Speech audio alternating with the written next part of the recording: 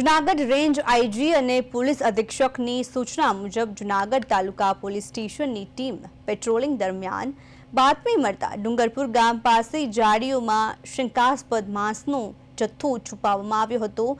બાતમીના આધારે પોલીસે તત્કાલિક ઘટના સ્થળે પહોંચીને તપાસ હાથ ધરી હતી। તપાસ દરમિયાન અંદાજે 55 કિલો ગૌવંશનું માંસ અને ખાલ મળી આવી હતી।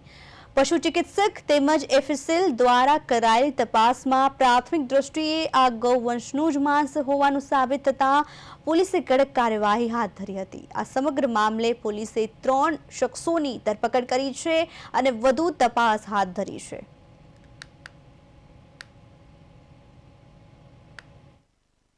ગઈ તારીખ 27/12/25 ના રોજ જૂનાગઢ તાલુકા પોલીસ સ્ટેશનના પીઆઈ શ્રી એફબી ગગનિયા તથા તેમની ટીમ પેટ્રોલિંગમાં હોય એ સમય દરમિયાન તેઓને ખાનગી રાહે બાતમી મળેલ કે અયાન સમય મકરાણી અને તેમની સાથેના સાગરીતો હનીફ અબ્દુલ્લા કુરેશી અને મકસૂદ મોહમ્મદ મકરાણી કોઈ ગૌવંશનું કતલ કરીને તેનું માંસ તથા તેના હાડપિંજર તથા તેની ખાલ એ ડુંગરપુર જે વિસ્તાર છે નરસિંહ મહેતા યુનિવર્સિટી એની આસપાસ જાડી જાત્રામાં નાખી ગયેલ છે।